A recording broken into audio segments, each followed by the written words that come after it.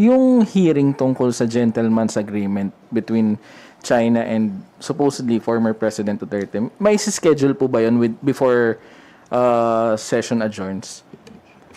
Yes, we have already,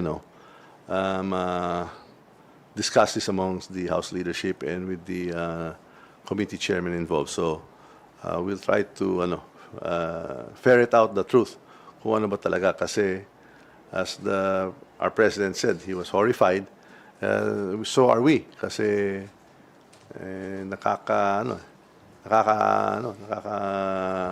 disappoint din yan eh. Ito na naman sila, oh. Paulit-ulit na, ha? Ikaw, speaker, ha? Makinig ka. Ikaw, speaker, makinig ka na mabuti, ha? Kakasabi lang ng pinsan mo. Di ba? Horrified, blah, blah, blah, blah, blah, blah. Kasi there's a secret agreement. Hindi alam ko ano yung pinagsasabi ng mga nakaraang opisyal. Iba-iba, eh. Ganon, di ba? Pati ang China, meron sinasabing ganito, eh. Tapos, sumagot ang China. Sumagot ang China. Sabi ng China, walang ganyang agreement, walang secret agreement, walang ganyang agreement. Sumagot na sila ng diretso sa Pangulong Marcos. Bakit ganito ka na naman? Ito na naman ang tono mo. Hindi ka nakikinig? Tingnan mo yung tono niya, ha? Sumagot na China, sinasabing walang gentleman's agreement, walang secret agreement. Makinig ka! Tapos ito, sasagot mo. Meron na isang gentleman's agreement. Although, may nagsasabi meron sinasabi wala. So, dapat malaman natin ano ba talaga. At ano ba... Di ka nakikinig!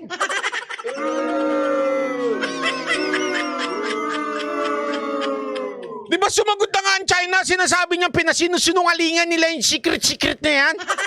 Bingi ka?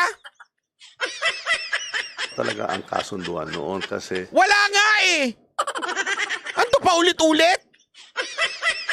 Yun po ang inimbok ng China ngayon. So... Wala nga! Anong pinimbok ng China? Kakasagot ka ng China nung isang araw. Sang session ka na naman ba kasi galing? Di ba kakasagot lang nung China? Wala. Ano na naman pinagsasabi mo dyan?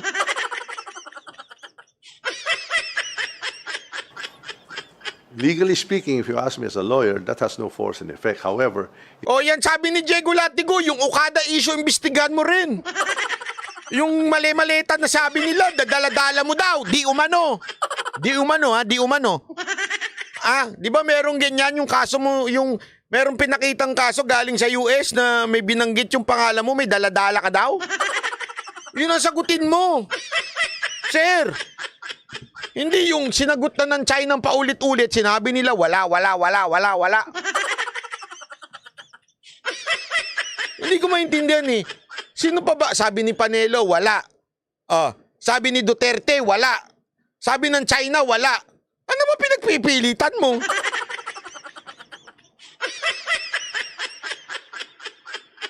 Hindi ko magets eh. Romualdez, anong pinagpipilitan mo? It has created this row. Diba? Nagkaroon itong issue. So, we have to ferret out the truth. Dapat malaman natin ano talaga nangyayari. Para hindi Alam na namin! Ikaw lang ang hindi may alam.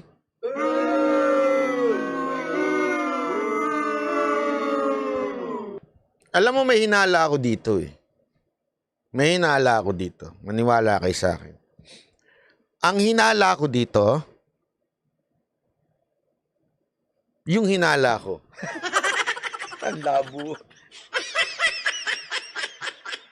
Ang hinala ko dito, ang ending nito, ipatatawag nila si PRRD.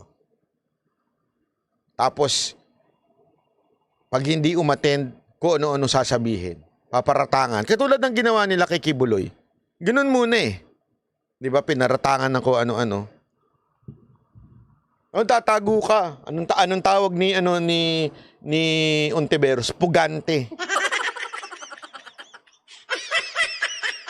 Sigurado ito, patatawag to. Ako, sige lang. Subukan nyo. Subukan yung patawag si Duterte nang magkaalaman tayo. Di ba? Na magkaalaman tayo kung sino talaga may bayag sa inyo. Ako gusto ko ipatawag nyo eh. O, subukan nyo lang. O. Tapos, tayong mga maisog, diyan tayo mag-rally sa harapan ng Congress. At pwede ho ba? Wala nang announcement. Huwag natin gagayahin yung ibang vlogger na may announcement pa ng mga teaser video, teaser audio. Nabibisto yung steps natin eh. Matuto tayo kay NATO. Yung biglang sulpot, di ba ganun? Ah, welcome! Ganun. Di ba? Kasi anyway, yung mga vloggers naman ninyo, isang sabi nyo lang eh. Oh, announce nyo to. Oh, alam mo naman yan, una-unahan pa yung mga yan. Alam mo naman yung mga vloggers natin, una-unahan yan eh. Wala pa nga sa yan, naka-live na sila eh. Kadarating pa lang ng Davao, oh. Pagdating ng Davao, ito na, andito po tayo sa Davao. Ganito, Una-unahan yan eh. Hindi ko binabanatan yung mga kapwa vloggers natin. Love ko yung mga yan eh. Actually, ginojoke ko nga sila nung nandun kami. Sabi ko, mamaya may awards night tayo. Sinong pinakamaraming live? Kasi yung iba doon, di na bumitaw sa live eh. Pagdating pa lang ng Davao, live na sila. Oh. Hanggang patulog na sila eh. Nagla-live pa rin eh. Pare, patulog na kami ha. Bukas, gising tayo ha. Sige. Naka-live pa rin eh. Sabi nga ni Jay, sabi nung totoo naman eh. Sabi nga ni Jay, di nga ako nakatulog eh. Hayop yung mga yun eh. Patulog na daw sila sa kwarto, nagla-live pa, magkakatabi. Pansinin nyo, hindi na masyadong nagla-live si Boss Dada at saka si Coach Oli. Pinintasan ko kasi yung dalawa na yun eh. Kayo ha? Baka naman pagdating nyo, kasi di ba mahilig din sila mag-live dati? Ngayon di na sila masyadong nagla-live. Kasi inaasar ko sila eh. Hoy, kayo naman, pag nag-live naman kayo, magkaiba naman, magkalayo naman kayo. Hindi yung nagkakausap kayo, nag-live kayong pareho. Eh, magtabi, isang live na lang sana ginawa ninyo.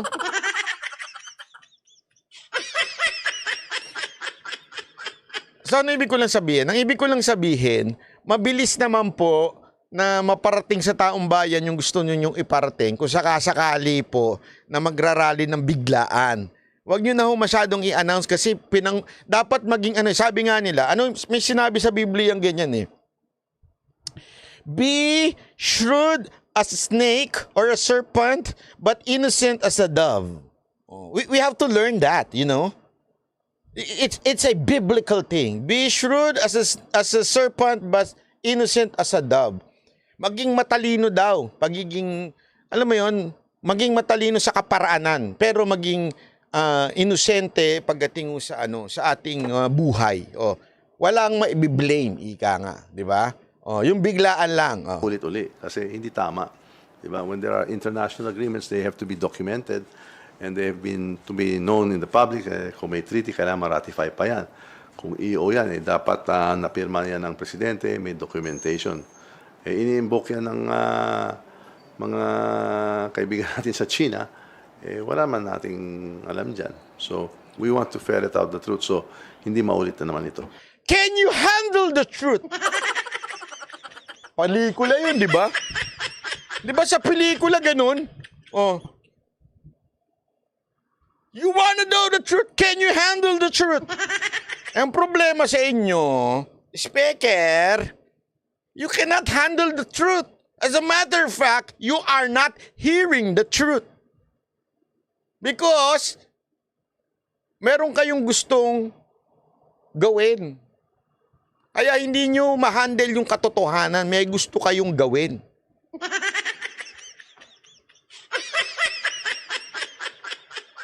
Di ba? Mantakin mo, nagsalita na si Panelo, nagsalita na si Duterte, nagsalita na ang China. Pero iimbitahan pa nila si Panelo, iimbitahan pa nila ang embassy ng China, iimbitahan pa nila ang si Pangulong Duterte. Pero lahat naman yung sinabi na nila sa media, ano to paulit-ulit? Magagalit si Attorney Kabutas niya na. Si Attorney Kabutas. Ayaw pa naman ng paulit-ulit. Ikaw talaga, Romualdez, ha? G na G ka, ha? Hindi, alam nyo kung bakit. Naghahanda lang sila. Kasi alam mo na, yung ibang vlogger may chinismis na naman. So naghahanda sila ng pangsapal. Ayaw mo sila magmukhang tanga. Pare-pareho silang mukhang tanga doon. Okay? Sir, just to follow up. Sino-sino mga officials kaya yung maiimbita? Past officials? O yan. Gustong-gusto ng media. Yan. Sino-sino ba mga opisyal? Kasama mo si Duterte dyan?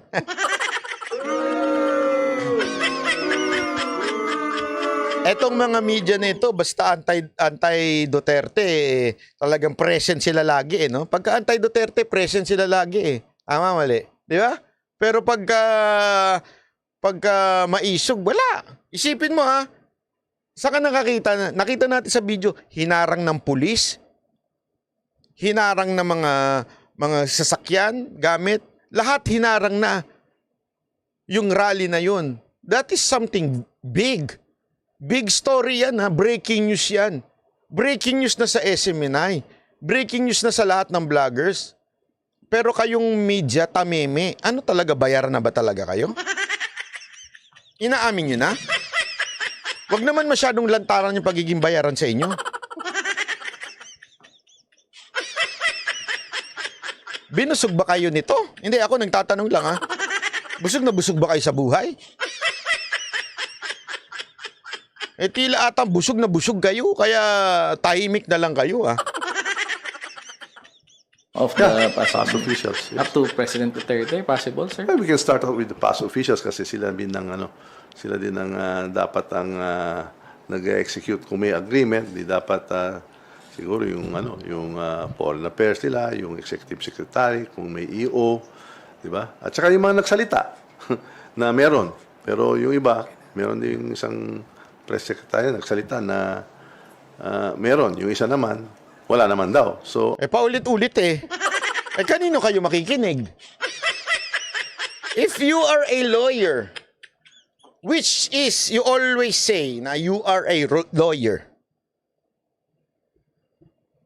sino ang the best na pakinggan? Representative o yung mismong tao? Di ba yung tao mismo? Yung representative, sabihin mo na magkaiba sila si Roque at si Panelo. Nagsalita naman si Duterte. Sabi niya, wala. Nagsalita rin naman yung kabilang panig. Sabi ng China, wala. Pareho sila nagsasabing wala. Ba't tayo nyo makinig?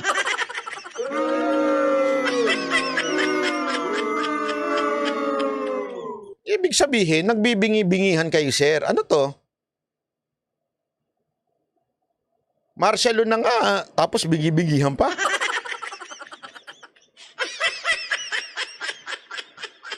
Huwag ganun, sir. ano ba talaga?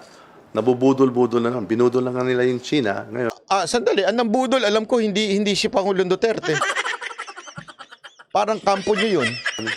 nagbubudulan sila dyan sa loob ng dating kabinete. Hindi, anong budol lang yung ngayon. Kayo ho, nang bubudol, sir, eh. Hindi naman ho yun nang bubudol yung kabinete. Anong dating kabinete? Tapos na yun, eh. Ang ganda na nangyari.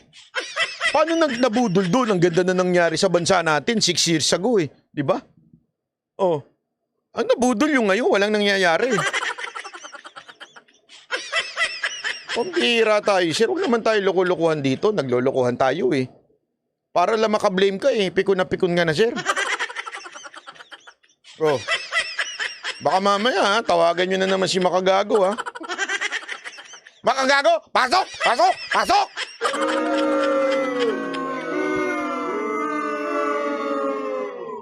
Makagago!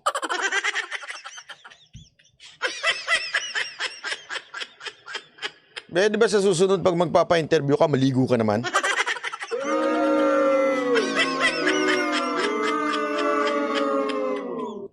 Hindi, kasi wala nang laman yung sinasabi mo. Yung itsura mo pa, hindi pa maayos. Wag ganun, ha? Ayun, sabi ni Diego Latigo, banas yan kasi 0.40% sa 0.4% sa survey.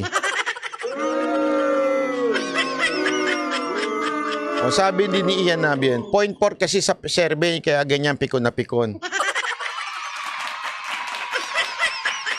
Kawawa naman ito si si Tamba. Isipin mo, ha? Sa dami ng ginagawa mong at gastos mo sa buhay, 0.4%?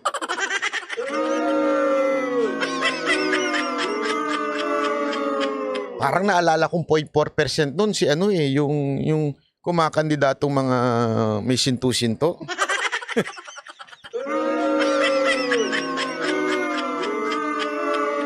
Naalala nyo nun yung mga kumakandidato nun ng mga sinto-sinto? Yun nga, 0.7%. Baka nga 1% pa yun eh. Baka may bumuboto pa dun eh. Di ba? Ang bira, oo.